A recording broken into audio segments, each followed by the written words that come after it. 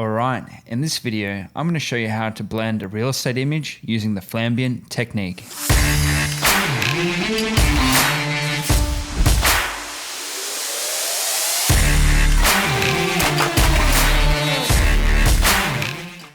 Alright, so here we are in Lightroom. I've got our three bracketed images. We have a natural light shot, a flash shot, and another flash shot.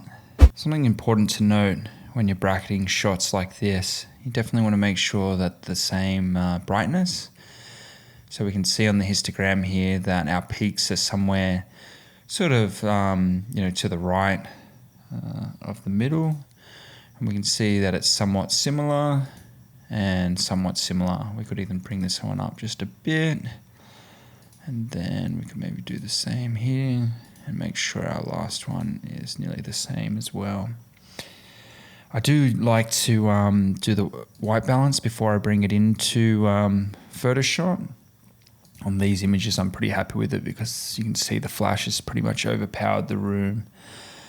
Also have a standard preset that's all set up.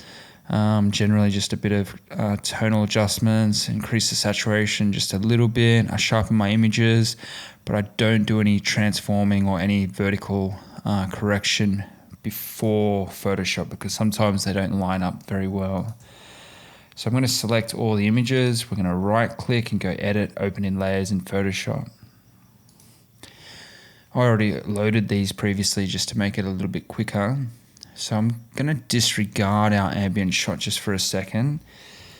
And then the first thing we're going to do is create a layer mask. And I've got a brush with a zero hardness, a flow of 8%. And our foreground color is black. And I'm just going to start painting myself in.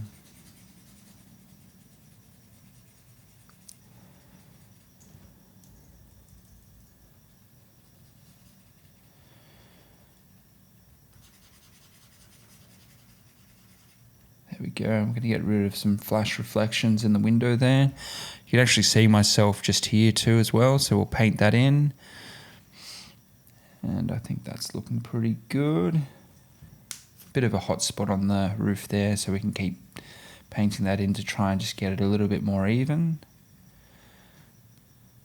It's not perfect, but it's okay. It'll do for the minute. Do for the tutorial. So I will note if I turn off the top flash shot, I actually like the water in the spa in this particular one. It was just giving me nice highlights. I'm going to turn that layer back on. I'm going to paint black over this layer too. Now it's just starting to bring, might even just increase our flow a little bit.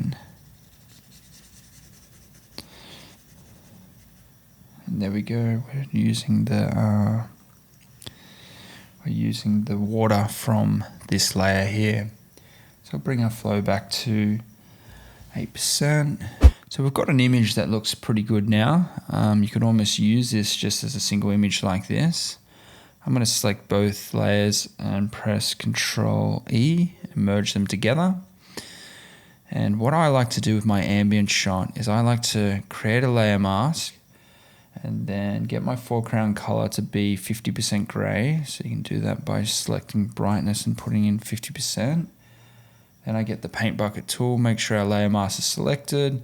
And now what that's doing is basically only blending 50% of that layer on top. I've actually got an action that I use for this particular scenario because I do it on images all the time. So I'll just show you that in action. So I've got the top layer selected.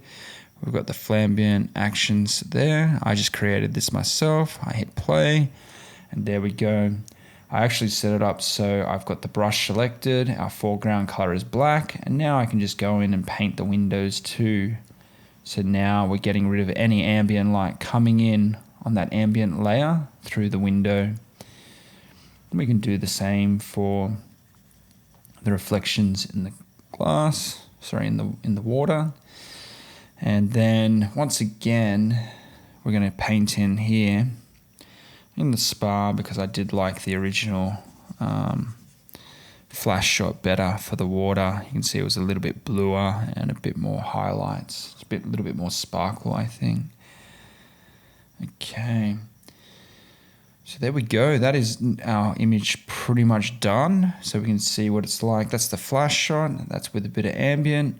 I personally just like bringing that ambient in. It actually has brought in a bit of color cast from our tungsten lights and just made it overall feeling a bit more natural.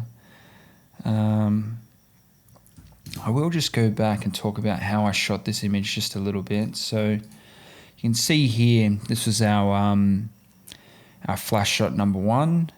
I'm standing about halfway within the scene and trying to illuminate this side of the room, and then I'm doing the reverse, obviously, so we could cancel the hot spots out. We could have tried to illuminate it just above the camera, but what I find would happen in this situation is the foreground would be very bright and the background would not really get that much light, and then you'll end up getting a lot of fall off and it just won't really work. Well, it may work, but this is a better light setup. Also, as you can see here, I'm holding a remote trigger, so that allows me to walk around the scene and just fire my flash off, and I don't have to keep running back towards the camera. And this is how I shoot nearly every single one of my photos, with the remote trigger, and just walk around with one flash gun and light the scenes how I see fit.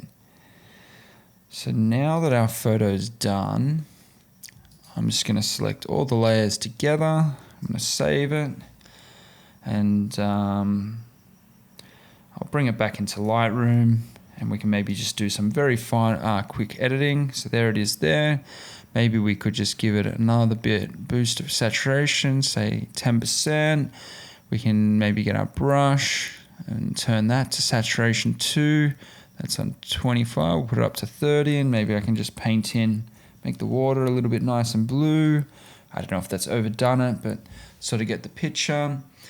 And then maybe just lastly, we can correct our verticals. Not that it seemed to have really needed anything in this image. And that's how you shoot a Flambient image of a very large space to achieve what I would say is pretty good results for such a large space like that. I will also say too that one of the reasons that I say this image turned out so successful, or we achieved the results so easily, is because on the outside here, it wasn't a very bright day. It was actually overcast. You can see here there's buildings in the background, so we don't have any real bright light to compete with. If there was sun beaming in those windows, I would have more than likely been bracketing 5 to 9 images of this scene and then just doing a HDR image, which I don't really personally like, but in a situation like this, the flash simply wouldn't have been powerful enough to illuminate the whole room and compete with the outdoor sun. So I got lucky in this situation, and this is the final result. Thanks for watching the video. I hope you learned something new. Be sure to like and subscribe if you want to see more videos like this. I'm Harry, a freelance real estate photographer based in Sydney, Australia. Thanks for watching.